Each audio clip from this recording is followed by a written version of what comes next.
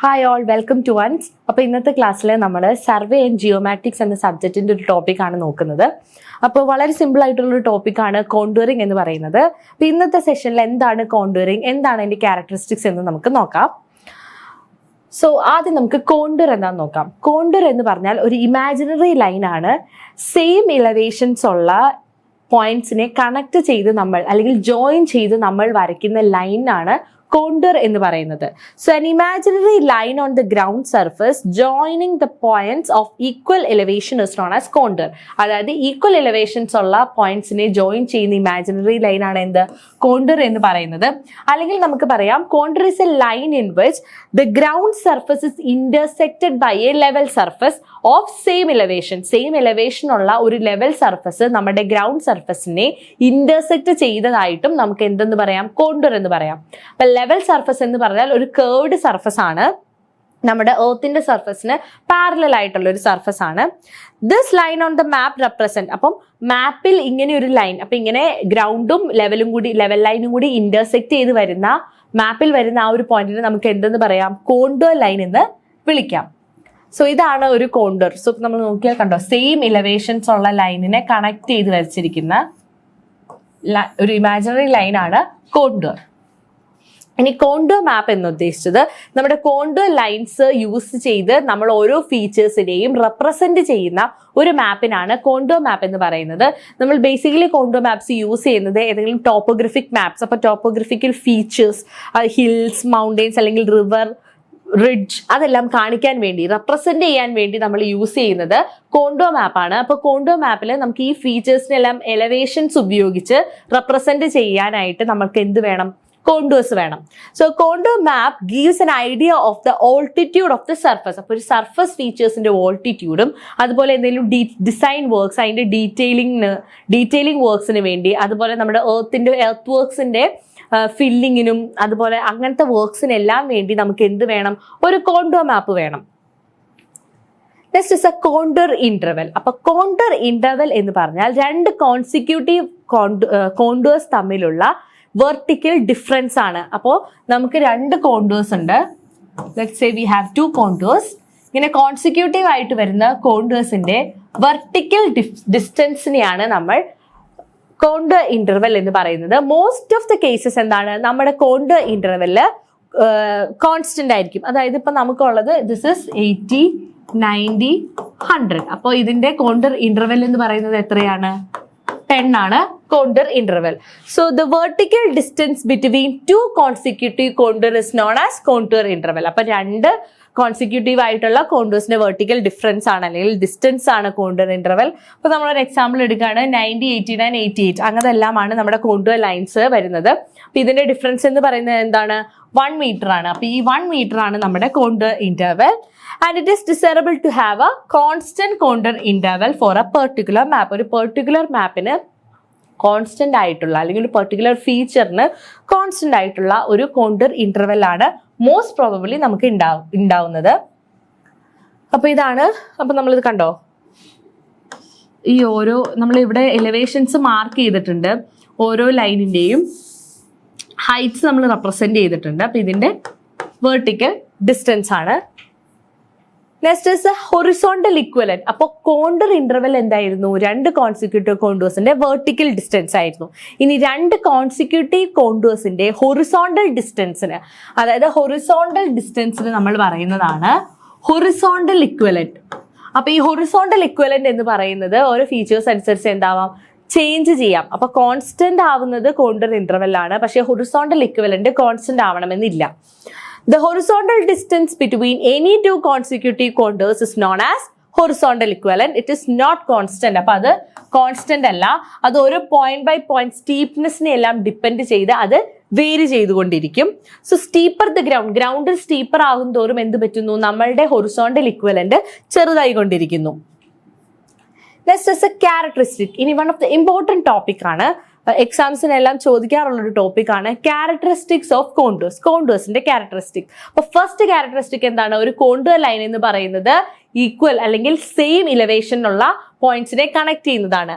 അപ്പോൾ all points in a contour line have the same elevation. അപ്പോൾ ഒരു contour ലൈനിന്റെ എല്ലാ പോയിന്റ്സിനും എന്താണ് സെയിം ഇലവേഷൻ ആണ് വരുന്നത്. പിന്നെ ഒരു ഫീച്ചർ ആണ്, ഇനി നമുക്ക് വളരെ അടുത്തുള്ള ഇങ്ങനെ വളരെ ക്ലോസ്ലി സ്പേസ്ഡ് ആയിട്ടുള്ള കോണ്ടൂർസ് ആണെങ്കിൽ അത് എന്തിന്റെ കോണ്ടൂർ ആയിരിക്കും? ഒരു സ്റ്റീപ്പ് സ്ലോപ്പിന്റെ ആയിരിക്കും. Steep slope. അപ്പൊ സ്റ്റീപ്പ് സ്ലോപ്പ് ആണെങ്കിൽ ഇങ്ങനെ വളരെ നാരോ ആയിട്ടുള്ള കോണ്ടൂർസ് ആയിരിക്കും. ഇനി കുറച്ചുകൂടി വൈഡ്ലി സ്പ്രെഡ് ആയിട്ടുള്ള കോണ്ടൂർസ് ആണ്. വൈഡ്ലി സ്പ്രെഡ് ആയിട്ടുള്ള കോണ്ടൂർസ് ആണെങ്കിൽ അതെന്താണ് റെപ്രസെന്റ് ചെയ്യുന്നത്? That is A gentle slope. It is having A gentle slope. അപ്പൊ വളരെ നാരോ ആണെങ്കിൽ സ്റ്റീപ്പ് സ്ലോപ്പും, ഇങ്ങനെ വൈഡ്ലി സ്പ്രെഡ് ആയിട്ടുള്ള കോണ്ടൂർസ് ആണെങ്കിൽ ഒരു ജെന്റിൽ സ്ലോപ്പും. ഇനി അതുപോലെ ഈക്വലി സ്പേസ്ഡ് ആയിട്ടുള്ള സ്ലോപ്പ് ആണെങ്കിൽ, ഈക്വലി സ്പേസ്ഡ് ആയിട്ടുള്ള കോണ്ടൂർ ആണെങ്കിൽ ഇറ്റ് റെപ്രസെന്റ് ഒരു യൂണിഫോം സ്ലോപ്പിനെയാണ് അത് റെപ്രസെന്റ് ചെയ്യുന്നത്.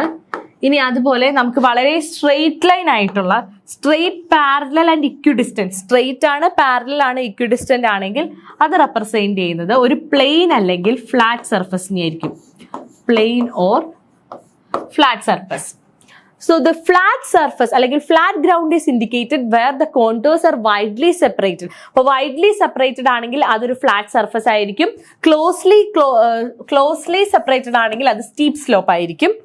ഇനി യൂണിഫോം സ്ലോപ്പ്. അപ്പൊ യൂണിഫോം സ്ലോപ്പിൽ കോണ്ടൂർ ലൈൻ എങ്ങനെയാണ്? യൂണിഫോംലി സ്പേസ്ഡ് ആയിരിക്കും. എ പ്ലെയിൻ സർഫസ്, കണ്ടോ, ഒരു പ്ലെയിൻ സർഫസ് വരുമ്പോൾ അത് സ്ട്രെയിറ്റ് ആണ്, പാരലൽ ആണ്, അതുപോലെ ഈക്വലി സ്പേസ്ഡ് ആണ്. അപ്പൊ ഈ ഫിഗേഴ്സ് ഓർത്തിരുന്നാൽ മതി, നമുക്ക് ആ ക്യാരക്ടറിസ്റ്റിക്സ് എഴുതാൻ പറ്റും. നെക്സ്റ്റ് ഇനി വരുന്നത് ഒരു ഹില്ലാണെങ്കിൽ എന്താണ്? അതിന്റെ പീക്ക് പോർഷനിൽ അതിന്റെ ഹയസ്റ്റ് എലവേഷൻ ആയിരിക്കും. അതായത് നമ്മളുടെ എലവേഷൻ അല്ലെങ്കിൽ വാല്യൂ നമ്മുടെ ലൂപ്പിന്റെ ഉള്ളിലേക്ക് അല്ലെങ്കിൽ കോണ്ടറിന്റെ ഉള്ളിലേക്ക് ഇൻക്രീസ് ചെയ്ത് വരികയാണെങ്കിൽ അതെന്താണ് റെപ്രസെന്റ് ചെയ്യുന്നത്? ഒരു ഹില്ലിനെയാണ്. അപ്പൊ ഹില്ലിന്റെ എലവേഷൻ എടുക്കുമ്പോൾ അതിന്റെ പീക്ക് പോർഷനിലായിരിക്കും മാക്സിമം എലവേഷൻ വരുന്നത്. ഫുഡ് പോർഷനിൽ അത് കുറച്ചുകൂടി വൈഡ് സ്പ്രെഡ് ആയിരിക്കും. A series of closed contour lines on the map represent a hill if the higher values, അതായത് higher values inside ആണെങ്കിൽ അത് എന്തെന്നാണ് റെപ്രസെന്റ് ചെയ്യുന്നത്? ഒരു ഹില്ലാണ്. ഓക്കെ, ഇനി അടുത്ത ഫീച്ചർ നോക്കിയാൽ ഇവിടെ നമ്മുടെ കോണ്ടൂറിന്റെ പുറത്തേക്ക്, അതായത് ഔട്ട്സൈഡ് ഓഫ് ദി ലൂപ്പിന്റെ പുറത്തേക്ക് ഹയർ വാല്യൂസ് ആണ് വരുന്നത് കോണ്ടൂർ എങ്കിൽ അത് റെപ്രസെന്റ് ചെയ്യുന്നത് ഒരു ഡിപ്രഷൻ ആണ്. So a series of closed contour line in the map indicate a depression. എപ്പോഴാണ്? If the higher values are outside. നമ്മുടെ വാല്യൂസ്, ഹയർ വാല്യൂസ് ലൂപ്പിന്റെ പുറത്തേക്ക് വരികയാണെങ്കിൽ അത് ഇൻഡിക്കേറ്റ് ചെയ്യുന്നത് ഒരു ഡിപ്രഷനെയാണ്. അപ്പൊ നമുക്ക് നോക്കിയാൽ അറിയാം, വളരെ ക്ലോസ് ആയിട്ട്, വളരെ സ്റ്റീപ്പർ ആയിട്ടായിരിക്കും നമ്മുടെ ബാങ്ക് റീജിയനിൽ അത് വരുന്നത്.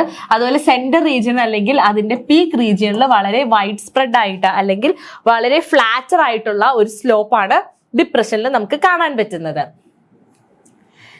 ഇനി നെക്സ്റ്റ് ആണ്, അപ്പൊ നമ്മുടെ കോണ്ടൂർ ലൈൻസ് എപ്പോഴും നമ്മുടെ റിഡ്ജിനെ അല്ലെങ്കിൽ വാലിനെ റൈറ്റ് ആംഗിളിലായിരിക്കും ക്രോസ് ചെയ്യുന്നത്. അപ്പൊ ഒരു റിഡ്ജ് എന്ന് പറഞ്ഞാൽ നമുക്ക് ഇങ്ങനെ രണ്ട് മൗണ്ടെയിൻ ഉണ്ടെങ്കിൽ ഇങ്ങനെ കണക്ട് ചെയ്ത്, ദിസ് ഇസ് ദ റിഡ്ജ്, ഇതിനെയാണ് നമ്മൾ റിഡ്ജ് എന്ന് പറയുന്നത്. ദിസ് ഇസ് ദ ഇങ്ങനെ താഴേക്ക് പോകുന്നതാണ് Valley. This is the Valley and this is the ridge. അപ്പോൾ നമ്മുടെ എപ്പോഴും കോണ്ടൂർ ലൈൻസ് എങ്ങനെയായിരിക്കും? റൈറ്റ് ആംഗിളിലായിരിക്കും റിഡ്ജിനെ അല്ലെങ്കിൽ വാല്യൂവിനെ കട്ട് ചെയ്ത് പോകുന്നത്. അപ്പം നമ്മളുടെ ഒരു കോണ്ടൂറിന്റെ ബെൻഡിന്റെ അകത്തേക്കാണ് ഹയർ വാല്യൂ എങ്കിൽ, ഇങ്ങനെ ഇൻസൈഡ് വാല്യൂ ആണ് ഹയർ എങ്കിൽ അതിന് പറയുന്നത് അത് റിഡ്ജ് ലൈൻ ആണ്. That is a ridge line. So if the higher values are inside, higher values ആണ് ഒരു കോണ്ടൂർ ലൂപ്പിന്റെ അകത്തുള്ളതെങ്കിൽ അതെന്താണ് ഇൻഡിക്കേറ്റ് ചെയ്യുന്നത്? It indicates a ridge. ഇനി ലൂപ്പിന്റെ പുറത്തേക്കാണ്, അതായത് നമ്മുടെ ബെൻഡിന്റെ പുറത്താണ് ഹയർ വാല്യൂ എങ്കിൽ, if the higher value are outside the bend, ബെൻഡിന്റെ പുറത്താണെങ്കിൽ അത് എന്തിനെയാണ്? ഒരു വാലി ലൈനിനെയാണ് ഇൻഡിക്കേറ്റ് ചെയ്യുന്നത്. അപ്പോൾ ബെൻഡിന്റെ പുറത്ത് ഹയർ വാല്യൂ വന്നാൽ വാലിയും, ബെൻഡിന്റെ അകത്താണ് ഹയർ വാല്യൂ വരുന്നെങ്കിൽ അത് റിഡ്ജിനെയാണ് ഇൻഡിക്കേറ്റ് ചെയ്യുന്നത്. ഇനി നമ്മുടെ കോണ്ടൂർസ് ഒരിക്കലും ഇന്റർസെക്ട് ചെയ്യാനായിട്ട് പാടില്ല. പക്ഷെ അങ്ങനെ ഇന്റർസെക്ട് അതായത് ഒരു പോയിന്റിന് രണ്ട് എലവേഷൻ വരില്ല. പക്ഷെ അങ്ങനെ വരുന്ന കേസ് എന്ന് പറഞ്ഞിട്ടുണ്ടെങ്കിൽ അതെന്താണ്? ഒരു ഓവർ ഹാങ്ങിങ് ആയിട്ടുള്ള ക്ലിഫ് ആയിരിക്കും. കോണ്ടൂർ കനോട്ട് എൻഡ് എനിവെയർ, അതായത് contour lines cannot merge or cross one another on A map except in the case of. അപ്പോൾ ഓവർ ഹാങ്ങിങ് ക്ലിഫിൽ അല്ലാതെ വേറൊരു കേസസിലും നമ്മുടെ കോണ്ടൂർസ് എന്ത് ചെയ്യില്ല? മീറ്റ് ചെയ്യുകയോ അല്ലെങ്കിൽ ക്രോസ് ചെയ്ത് പോവുകയോ ചെയ്യില്ല. അപ്പോൾ ഈ കേസിൽ ഒരു ഓവർഹാങ്ങിങ് ക്ലിഫിലാണ് എന്തുണ്ടായത്, നമ്മുടെ ഇതിനെ ക്രോസ് ചെയ്ത് പോയത്, ഇങ്ങനെ ക്രോസ് ചെയ്ത് പോയിരിക്കുന്നത്.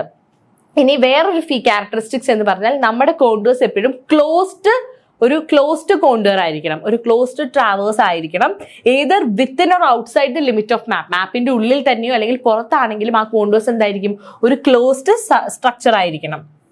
ഇനി അടുത്തതെന്ന് പറഞ്ഞാൽ വേർട്ടിക്കൽ ക്ലിഫാണ്. അപ്പൊ വേർട്ടിക്കൽ ക്ലിഫിൽ എങ്ങനെയാണ്, ഒരു ലൈൻ വേറൊരു ലൈനെ ഇന്റർസെക്ട് ചെയ്ത് പോവുകയാണ് ചെയ്യുന്നത്, ഒരു ലൈൻ വേറൊരു ലൈനുമായിട്ട് ഇന്റർസെക്ട് ചെയ്യുന്നു. അപ്പൊ ഇവിടെ നമുക്ക് നോക്കിയാൽ അറിയാം, ഈ ഒരു പോയിന്റിന് തന്നെ കുറേ ഒരു എലിവേഷൻസ് ഉണ്ട്. അപ്പൊ സെയിം പോയിന്റിന് 3 എലിവേഷൻസ് വന്നു. അപ്പൊ എന്താണ്, അത് ഇവിടെ ഇന്റർസെക്ട് ചെയ്തു. അങ്ങനെ ഇന്റർസെക്ട് ചെയ്ത് വരുന്നത് എപ്പോഴാണ്, വെർട്ടിക്കൽ ക്ലിഫിലാണ്. So in this case several contours coincide and horizontal equivalent. അപ്പൊ ഇവിടെ എന്താണ്, സെവറൽ കോണ്ടൂർസ് കോയിൻസൈഡ് ചെയ്യുകയും ഇവിടെ ഹൊറിസോണ്ടൽ ഇക്വലന്റ് 0 ആവുകയും ചെയ്തു in case of vertical cliff. അപ്പൊ വെർട്ടിക്കൽ ക്ലിഫിന്റെ കേസിൽ നമ്മുടെ ഹൊറിസോണ്ടൽ ഇക്വലന്റ് 0 ആയി. ഇനി അടുത്തതാണ് സാഡിൽ. അപ്പൊ സാഡിൽ എന്ന് പറഞ്ഞാൽ ഇപ്പൊ നമുക്ക് നോക്കിയാൽ ഒരു മൗണ്ടെയിൻ എടുത്താൽ ദിസ് ഈസ് ദ സമ്മിറ്റ്. ഈ പീക്ക് പോർഷൻ ആണ് നമ്മൾ സമ്മിറ്റ് എന്ന് പറയുന്നത്. ഈ ഡൗൺവേർഡ് പോർഷൻ നമ്മൾ പറയുന്നതാണ് സാഡിൽ. അപ്പൊ നമ്മൾ സാഡിലിനെ പൊതുവെ 4 റിഡ്ജസിന്റെ നടുക്ക് വരുന്നതായിട്ടാണ് റെപ്രസെന്റ് ചെയ്യുന്നത്. അപ്പോൾ നമ്മളുടെ സമ്മിറ്റിന്റെ കഴിഞ്ഞിട്ടുള്ള ഡിപ്രഷനെയാണ് സാഡിൽ എന്ന് പറയുന്നത്. Depression between summit is called saddle. അത് 4 സെറ്റ് ഓഫ് കോണ്ടൂർസിനെയാണ് നമ്മൾ റെപ്രസെന്റ് ചെയ്യുന്നത്. It represent a dip in a ridge or the junction of 2 ridges. 2 റിഡ്ജസിന്റെ ജംഗ്ഷനെ റെപ്രസെന്റ് ചെയ്യാം, അല്ലെങ്കിൽ അതിന്റെ ഈ റിഡ്ജിന്റെ ഒരു ഡിപ്പായിട്ട് റെപ്രസെന്റ് ചെയ്യാം. ഇനി ഈ സാഡിൽസിൽ കൂടെ പാസ് ചെയ്യുന്ന വാട്ടറിനെ വാട്ടർഷെഡ് ലൈൻ എന്ന് പറയാം. അപ്പോൾ മെയിൻലി ഇതൊക്കെയാണ് നമ്മുടെ കോണ്ടൂർസിൽ വരുന്ന ക്യാരക്ടറിസ്റ്റിക്സ്. അപ്പൊ നമ്മൾ ഇന്നത്തെ ക്ലാസ്സിൽ പഠിച്ചത് എന്താണ് contour, what are the features of the contour, എന്തൊക്കെയാണ് കോണ്ടൂറിൽ വരുന്ന ടേംസ്. അപ്പോൾ നമുക്ക് വേറൊരു ടോപ്പിക്സ് ആയിട്ട് അടുത്ത സെക്ഷനിൽ കാണാം. Thank you.